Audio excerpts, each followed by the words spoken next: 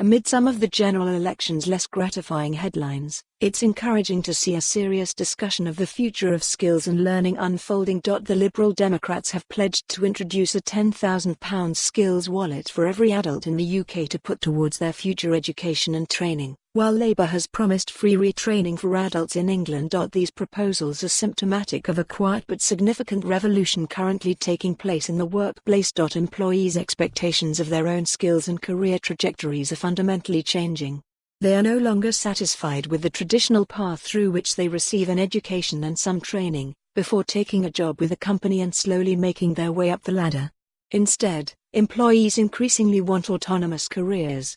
These are characterized by more emphasis on training and a greater level of control coming from the employee themselves over their career paths. The ubiquity of digitisation, not least in the workplace, means that digital skills sit at the heart of employee autonomy.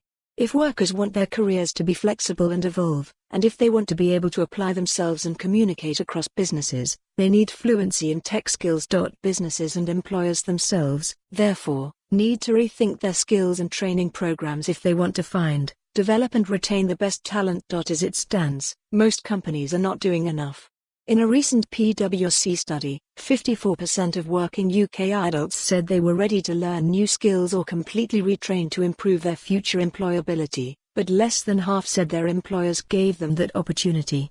There are 3 simple steps businesses can take to change their training programs and rectify this problem. Step 1: Businesses need to prepare for the unknown. This involves thinking holistically, and building training programs around the assumption that they are training employees for jobs that are yet to be created. 65% of young people will work in jobs that don't yet exist.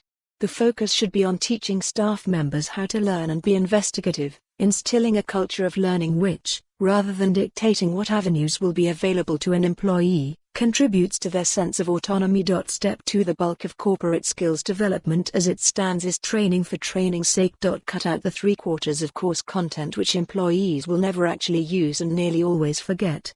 Instead, teach employees practically applicable skills, including tech. Step 3: Take training outside the corporate space. Do away with the stereotype of the dusty old trainer, and relentlessly seek the engagement of the trainees. We should move away from training courses being seen as just an obligation for companies and employees. They are where the interests of the emp. For more on this story, visit the news article link.